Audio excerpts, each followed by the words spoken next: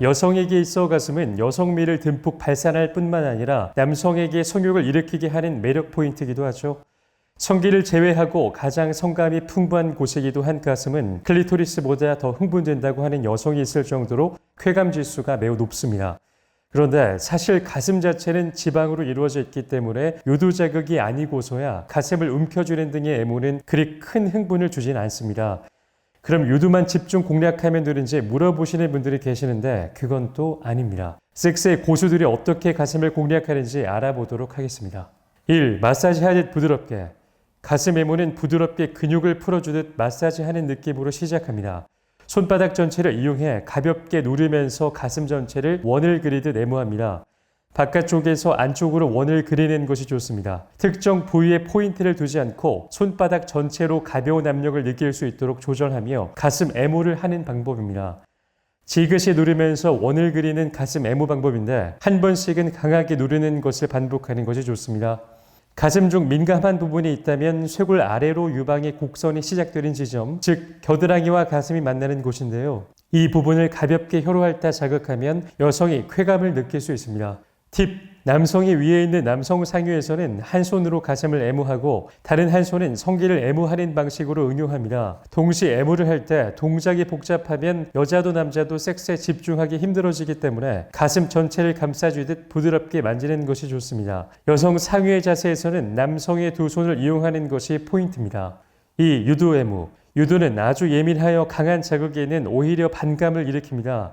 유도가 발기된 상태에서 최대한 부드럽게 자극하는 것이 중요합니다. 1. 먼저 손바닥을 유도 위에 올린 채 원을 그리며 부드럽게 자극합니다. 이때 손바닥 중 평평한 손금이 있는 곳뿐 아니라 손가락 사이 홈이나 엄지 뿌리 끝에 도톰한 살집 등 다양한 부위로 유도 위를 자극하는 것이 좋습니다. 2. 유도를 손가락 사이에 끼워 원운동을 합니다. 이때 원운동뿐만 아니라 진동을 주거나 살짝 잡아 당기는 것도 괜찮습니다. 3. 손가락으로 유도를 집을 때는 손톱을 사용하지 않도록 신경 써야 합니다.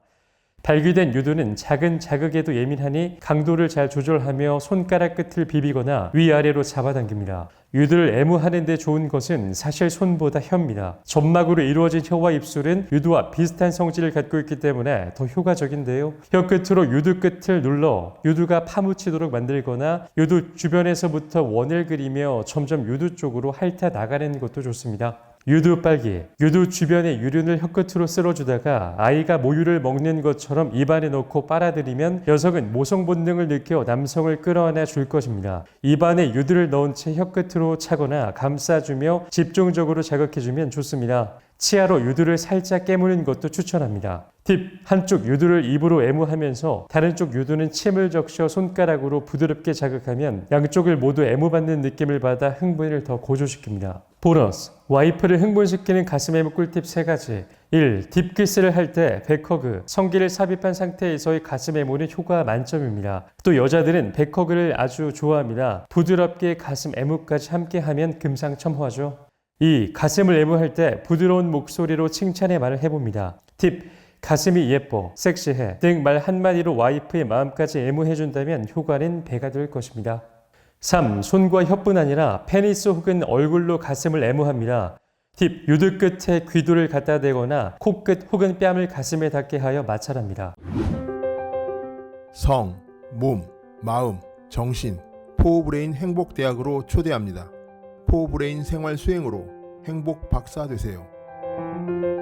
100세 시대 완전 건강과 행복을 드립니다.